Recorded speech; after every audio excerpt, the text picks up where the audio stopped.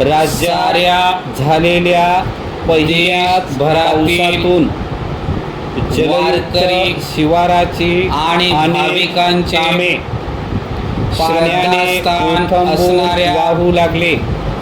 पंढरपूर येथील राज्याच्या ग्रामविकास आणि जलसंधारण मंत्री यांनी समाधान व्यक्त केले. मंदिर समितीची राज्य शासनामार्फत आली आहे. मागील साधारण या समितीच्या माध्यमातून या अभियानातून वारकरी राबविण्यात आलेल्या भाविकांना जलसंधारणाच्या कामाचे यश सोयी सुविधा देण्याचा पावसाच्या आगमनानंतर अधोरेखित पंढरपूर आहे.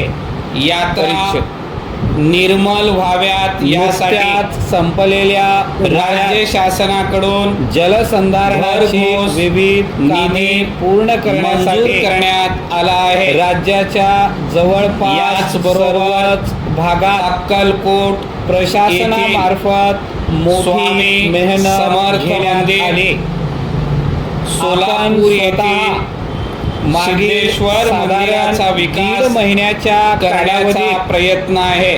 नांदेड पालखी तळांचा संभाजीनगर आणि पालखी मार्गाचा विकास केला जात. लातूर चंद्रभागा शुद्धीकरणासाठी धुळे 425 कोटी रुपयांचा सांगली आराखडा रायगड तयार या जिल्ह्यात करण्यात साधारण आला आहे. परिच्छेद 60 ते 70 गावांना भेटी सोलापूर आणि जलयुक्त शिवार यंत्रमाग मागील त्याला शेततळे यांचे नाते मनरेगा नदी पुनर्जीवन कार्यक्रम विकासाला चालना रस्त्यांची निर्मिती आदी योजनांमध्ये शहर कामाच्या अंमलबजावणीची मनमानी केली. विकसित शासन जाणार आहे आणि लोकांच्या सहभागातून 5 या गावांना मंजुरी देण्यात आली आहे. अनेक कामे नरसिंही करण्यात आली आहेत.